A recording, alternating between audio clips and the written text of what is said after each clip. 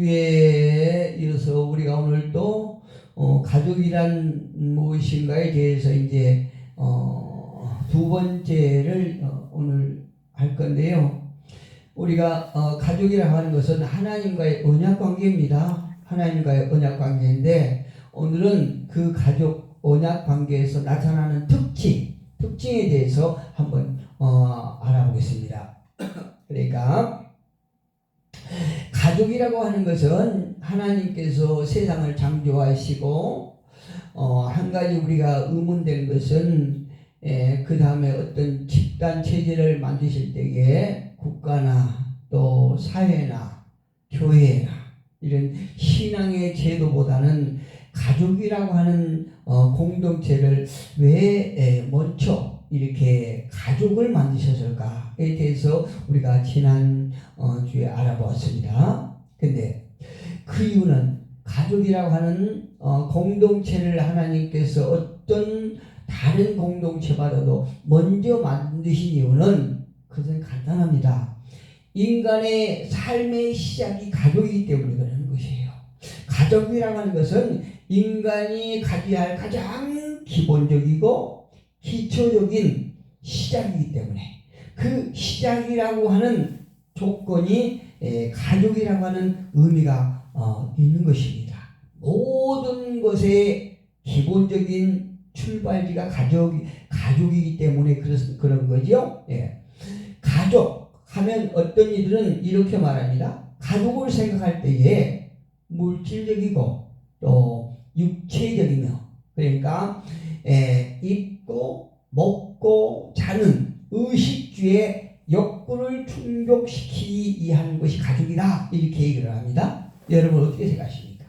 또 가족이라고 하는 것은 성욕을 채우고 또 애정과 같은 정서적이나 정신적인 어떤 욕구를 채우기 위한 그런 것이다 라고 이렇게 말하기도 합니다. 그런데 이 말은 전혀 틀린 말은 아닙니다. 그런데요, 하나님께서는 어떤 다른 공동체를 만들기 전에 가족을 가장 먼저 만든 것은 많은 사람들이 얘기할 때 어떤 물리적인 것, 정신적인 걸 채우기 위해서 가족을 이렇게 먼저 세우셨다 하지만 하나님께서 가족을 만드신 이유는 그 이상 우리가 생각하는 그 한참 이상의 의미가 있는 것이 가족이라는 것에 대해서 우리가 알아야 될 필요가 있습니다. 오늘 가족이라고 하는 것은 하나님과 가족은 관계의 의미가 있는데요. 그 의미 속에 나타나는 특징들이 무엇인가에 대해서 한번 알아보겠습니다. 오늘 본문 21장까지 보면요. 그 전에 12장을 시작해서 오늘 본문에서 본문에까지 보면 하나님께서 우리 가정에게 해주신 그 약속의 절정판이라고 할 수 있습니다. 그러니까 12장부터 이렇게 계속 연결해오면서 아브라함 가족을 통해서 하나님께서 약속하신 그 약속의 절정판이 오늘 21장 본문이라는 얘기죠. 예. 절정이라고 하고 이렇게 말씀드리는 이유는 오늘 본문 소대에 보니까 1장에 보니까 이렇게 기록되어 있죠. 여호와께서 말씀하신 대로 할렐루야. 여호와께서 말씀하신 대로 사라를 돌보셨다 이렇게 기록되어 있죠. 말씀하신 대로 사라를 돌보셨다 해서 절정을 이루고 있는 것입니다. 돌보셨다. 이 말씀을 다시 말씀드리면 간섭하셨다는 거죠. 하나님께서 아브라함 가정에 간섭하시고 개입하셨다는 얘기입니다. 예. 그런데 사라의 본질적인 변화는 어디 갔을까요? 예. 그것은 사라 또 아브라함 또 이 세상 가고 오는 세대를 통해서 우리가 보면 그들의 모든 변화는 하나님의 개인에서부터 변화된다는 사실을 우리가 알 수 있습니다. 할렐루야. 우리의 모든 되어지는 일들은 하나님의 간섭 속에서 우리가 축복을 받을 수 있다는 얘기죠. 하나님께서 어느 개인이든 어느 공동체이든 간섭하실 때에 그것은 축복으로 이어지는 것입니다. 복으로 이어지는 것이에요. 그럼 하나님의 무관심 무엇일까요? 저주지요. 예, 하나님의 무관심을 그 무관심 속에 있다는 것은 그것은 바로 저주요. 내 마음대로 내가 주인이 돼서 내 뜻대로 내 생각대로 내 계획대로 산다는 것은 이것은 바로 멸망이요 저주인 것입니다. 그러나 어떤 상황이든 어떤 고난 속이든 어떤 역경이든 어떤 광야길이라고 할지라도 그 상황에서 하나님께서 그 현장에 개입하고 계신다, 간섭하고 계신다, 이거는 분명히 축복입니다.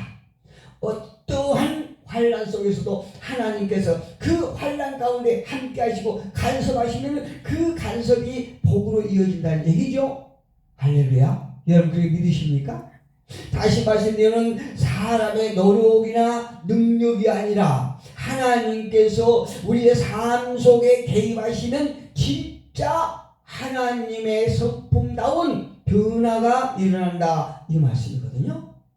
인간의 교육은요 국가나 사회가 책임을 지는 책임을 안는 것보다는 한 가정의 교육이 기본이고 기초이자 또 인간의 생존권을 충족시키는 첫 번째 장소가 가족입니다.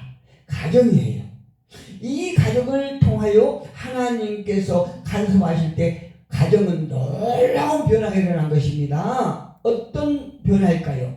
하나님 닮아가는 하나님께서 머리가 되시고 주인이 되셔서 하나님의 꿈꾸시는 하나님께서 원하시는 그 천국이 이뤄가는 곳이 가정이라는 말입니다. 어떨 때요? 하나님께서 간섭하실 때 하나님께서 개입하실 적에 천국으로 변화되게 간다는 얘기입니다.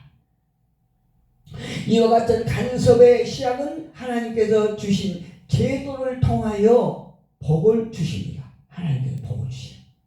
우리가 이 땅에 살면서도 이 땅에 살면서 나라에서 제정해주는 그 법을 잘 지킬 때에 우리는 안녕이 됐다죠.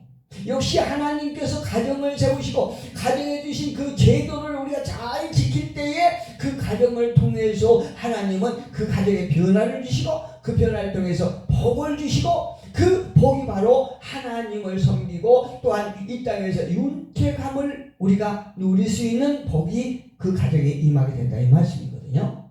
그렇다면 하나님께서 인간은 한 가정을 통하여 어떤 도구를 공급받게 될까요?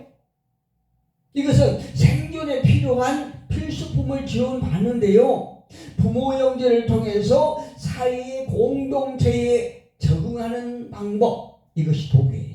또 사회의 일원으로 살아갈 수 있는 필수적인 지식, 이것들이 하나님께서 그 제도를 통해서 우리 각자 그 가정에 속해 있는 인원들 각자에게 세상을 살아갈 수 있는 필수적인 지식을 주고 또 공동체에 적응할 수 있는 방법을 주신다, 이거거든요.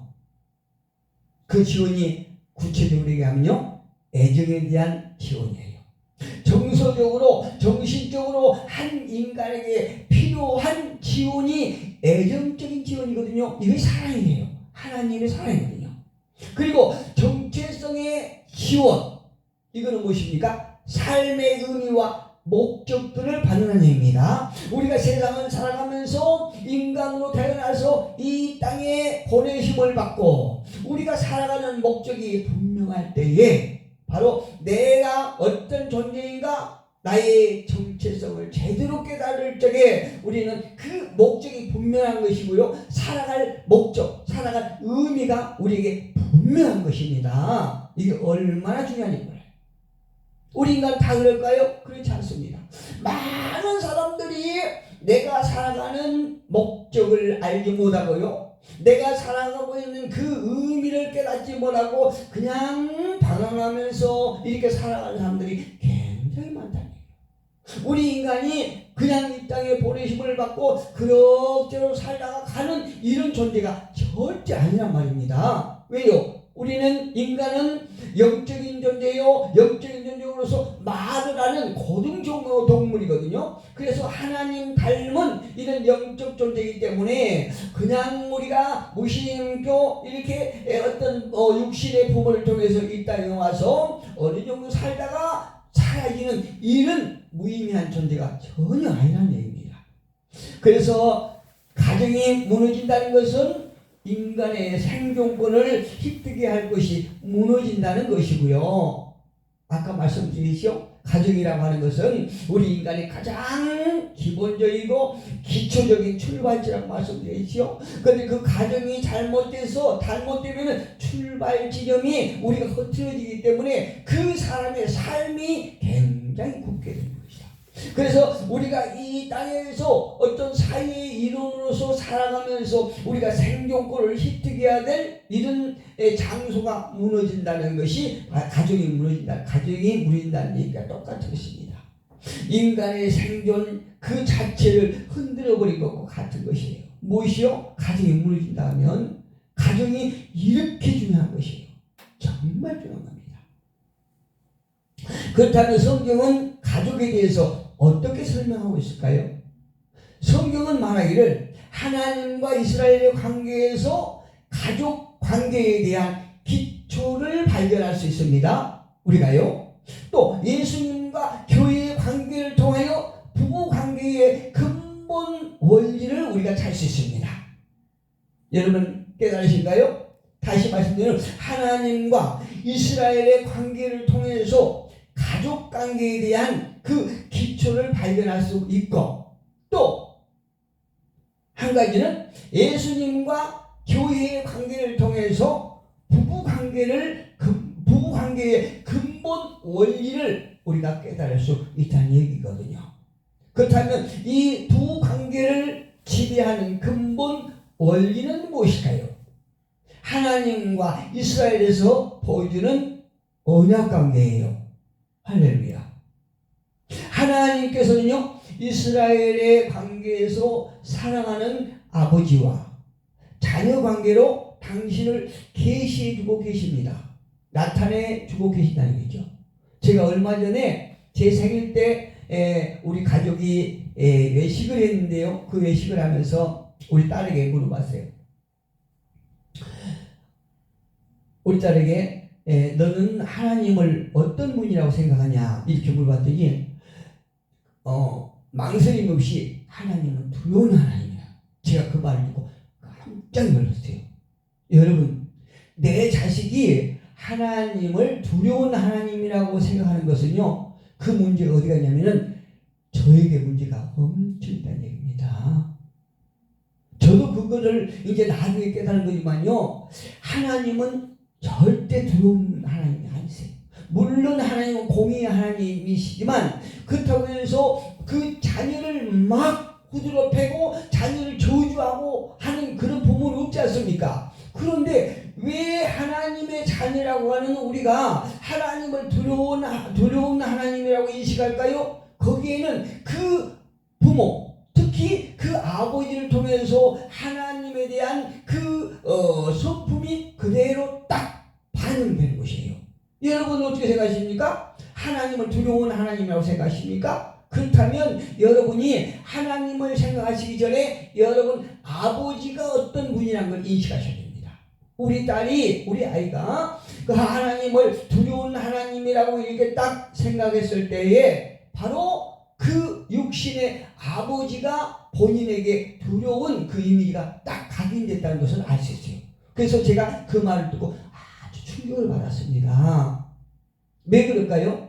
하나님은 이 땅의 가정이라고 하는 그 집단 공동체를 만들어 주시고 그곳에 아버지를 세워주심으로 말미암아 아버지를 하나님 대신 이렇게 딱 세워준 거란 말입니다. 그런데 그 아버지를 통해서 어떤 성장기가 있었느냐에 따라서 하나님을 사랑의 하나님으로 느낄 수 있고 또 두려운 하나님으로 느낄 수 있는 이런 관계가 딱 이루어질 것입니다. 제가요, 우리 아이의 말을 듣고 야 내가 정말로 목사라고 하면서 하나님에 대해서 제대로 알지 못하고 내가 우리 딸에게 참 하나님을 제대로 된 하나님을 심겨주지 못하고 두려운 하나님으로 이렇게 각인시켜주고 말았구나. 내가 정말 크게 깨달았습니다. 하나님은요 이스라엘 관계에서 사랑하는 아버지와 자녀 관계로 당신을 알게 해주신 거예요. 나타내 주신 것이요. 예, 계시해 주시는 것이란 말입니다. 혹시라도 이 말씀을 듣는 모든 이들이 자녀들에게 한번 물어보십시오. 그래서 하나님이 어떤 분인가에 대해서 말할 때에 그 하나님을 사랑의 하나님으로 생각한다고 하면 여러분들은 자녀를 잘 키운 것입니다. 그러나 저처럼 하나님을 두려운 하나님이라고 생각하고 있다면 오늘부터라도 다시 여러분들의 신앙을 점검하시고 자녀들에게 하나님에 대해서 올바로 잘 이렇게 알려주는 이런 전도가 있었으면 참 좋겠습니다. 하나님은 그 자녀와 하나님께서는 이스라엘의 관계에서 사랑하는 아버지와 자녀의 관계로 나타내 주시고 그 육신의 아버지는 자녀를 사랑하며 또 돌보고 또 응답해주고 훈련시키는 것이거든요. 육신의 아버지가 하나님을 대신해서 가정에서요. 그래서 그 자녀에게 하나님께서 나를 사랑하시며 나를 돌보시고 또 내가 하나님께 무엇을 요구하고 간구하면 하나님께서는 그 나의 간구를 들어주시고 나를 사랑으로 잘 공면하시고 훈련시키는 분, 이렇게 잘 이렇게 자녀를 양육해야 된다는 것이거든요. 그리고 더 나아가서 하나님은 내가 어떤 잘못이 있을지라도 나를 저주하지 아니하고 사랑하고 용서해 주면서 또 나의 인격을 존중해 주는 구체적인 모습을 내 육신의 아버지를 통해서 하나님을 알게 해 주시기 위해서 가정이라는 공동체를 세워주셨다는 것을 우리가 깊이 잘 깨달아야 됩니다. 그렇다면 언약 관계에 나타난 특별한 특징들 몇 가지를 여러분 앞에 말씀드리겠는데요. 그 특징들은 무엇이냐면 우리는 오늘 언약 관계에서 나타난 특징들을 가족 관계의 모델로 사용할 수 있는 지혜가 있으면 참 좋겠습니다. 첫째로 사람들은요 관계적으로 창조되었습니다. 관계적으로 살 수 있도록 서로 이렇게 상부상조하면서 또 도우면서 의존하면서 나누면서 이렇게 살게끔 하나님께서 지어주셨다는 얘기거든요. 세상에는 독불장군이 없다는 얘기입니다. 할렐루야. 창세기 2장 18절에 가보면 하나님께서 그 아담을 지으시고 하와를 짓기 전에 어떤 말씀을 하느냐, 혼자 사는 것이 좋지 아니하니 하나님께 이렇게 생각하시거든요. 아담 혼자 살게 하는 것이 좋지 아니하니 그를 돕는 배필을 만들어야 되겠다 이렇게 말씀하신 거거든요. 가족이 얼마나 중요한지 몰라요. 요즘에 제가 어떤 건강에 문제가 있어가지고 이게 좀 어떻게 보면 심각한 문제이기도 한데 이번에 참 제가 많은 걸 깨달았습니다. 저는 가만히 생각하면 제가 아프면 우리 가족에서 우리 딸은 아직 결혼도 안 하고 달랑 우리 딸하고 처하고 둘이 있는데 어떻게 하나 좀 쓸쓸한 그런 감도 있어요. 그런데 참 가족이라고 하면 가족이고 또 아니라고 하면 알 수 있는 우리 처제의 가족이 우리에게 얼마나 큰 짐이 된지 얼마나 큰 도움이 된지 몰라요. 정말 얼마나 큰 힘이 된지 모르겠어요. 지금까지 저희 처제가 저희들에게 더 할 수 없도록 그렇게 정말로 최선을 다해서 우리를 섬기는데요. 참 보잘것없는 우리를 섬기는데 이번에 제가 좀 아프다고 그러니까 우리 처제 부부가 이렇게 무신양면으로 이렇게 막 섬기는 걸 보고 그래도 참 우리 처제네 가족이 옆에서 참 좋구나 이렇게 정말 힘이 많이 되더라고요. 단지 이렇게 우리가 어떤 물질적으로 또 도움을 주는 것이 끝나는 것이 아니고 그 마음으로 말로 위로해주고 관심을 가져준다는 것이요 얼마나 큰 힘이 된지 몰라요. 이래서 가족이라는 게 정말 우리에게 중요하구나, 이걸 제가 또 깨달았습니다.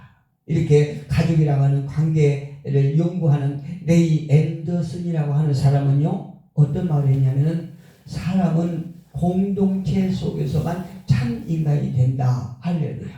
혼자 살면요 참 인간이 안 돼요. 어떤 사람이든 내가 이 세상을 싫다고 해서 산으로 들어가고 싶죠. 자연인이라고 있죠. 이런 사람들 좀 깊은 산속으로 들어가면요 그런 사람들은 정말로 자신은 편할지 몰라도 참다운 인간이 되지는 못해요. 우리가 이 땅에 살면서 많은 사람들과 나와 맞지 않는 사람들과 이렇게 살아가지요. 그런데 살아가면서 얼마나 갈등이 많습니까? 부딪힘이 많습니까? 그런데 하나님께서는 그 갈등 속에서 부딪힘 속에서 우리를 참 모습을 바라보게 하시고 또 내가 더 발전하게 하시고 무엇인가 이렇게 깨닫게 하시고 내가 자꾸 만들어가는 하나님 형상 닮도록 이렇게 스스로 만들어가는 이런 계기를 주신 것이 우리가 공동체라는 겁니다. 많은 사람과 이렇게 만나면서 어떤 갈등하면서 다투면서 분쟁하면서 내가 나를 만들어 가진다는 얘기죠. 이렇게 앤더슨이라고 하는 사람은 그래서 사람은 공동체 속에서만이 참 인간이 된다 이렇게 말을 했더라고요. 그리고 두 번째는 가장 기본적인 가족과 언약에 다니는 쌍방관계예요. 할렐루야. 가장 이상적인 가족이라고 하는 것은 서로 간에 이해를 하고 또 서로 간에 노력을 하는 거예요. 자꾸 상대 입장을 공감을 하려고 하고 또 이해를 하기 위해서 노력을 하고 또 이런 것으로 인해서 내가 어떤 상대에게 배려를 하고 또 내가 만들어가는 이런 능력을 계속 키우는 것이 가족이라는 것이요. 또 이것이 굉장히 필요한 것입니다. 세 번째로 공동체 속에서 사는 인간은 화합과 일치뿐만이 아니라 갈등도 경험하는 거예요. 조금 전에 말씀드렸죠. 이렇게 공동체라고 하는 갈등이 많이 있어요. 가족이라고 하는 그 피를 섞인 공동체 안에서도 갈등이 많습니다. 갈등이 없는 관계는 오히려 이상한 관계라고 할 수 있어요. 우리가 갈등을 우리가 경험하는 것은 그 상대에게 관심이 있고 사랑의 마음이 있다는 얘기거든요. 증거거든요. 그래서 갈등을 하게 되는 것입니다. 여러분, 우리가 지나가다가 어떤 지나간 행인을 통해서 상처를 받았다 합시다. 그런데요, 그 상처는 절대 깊이 들어가지 않습니다.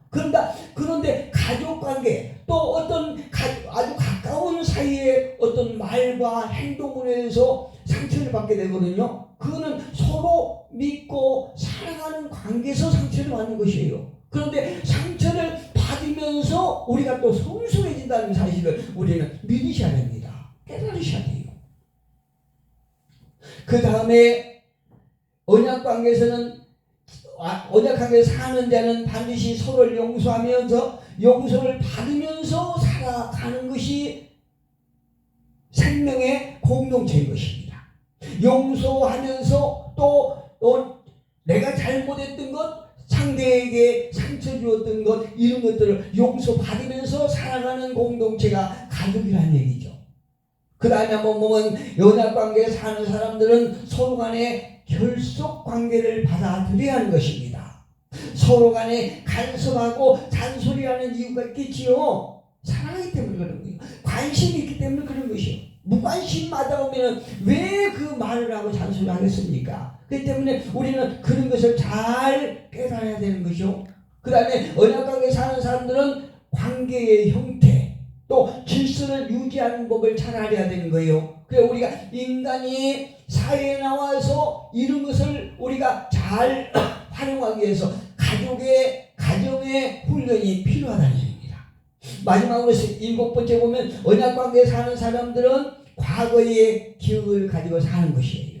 무슨 말이냐면 현재의 삶을 살아가면서 미래를 기대하는 시간적 존재임을 깨닫는다는 의미거든요. 이상 언약관계의 7가지 요소들은요, 가족관계에서 연속적인 단계를 통하여 구체적으로 나타납니다. 가정에서요. 그리고 친밀한 관계를 과정을 통하여 서로 간에 다리면서 하나님 공동체 안에서 사종적인 다른 요소들이 함께 작용하면서 성숙한 언약 관계로 발전하는 것입니다.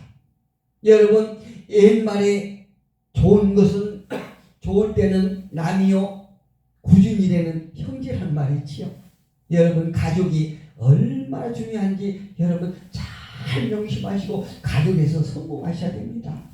오늘은 언약관계에서 나타나는 특징들에 대해서 함께 알아봤습니다. 이제 다음 시간에는 7가지 특징에서 나타나는 사중적인 요소들에서 한번 우리가 또 말씀을 기준해서 우리가 은혜를 나누는 시간 갖겠습니다. 기도하겠습니다.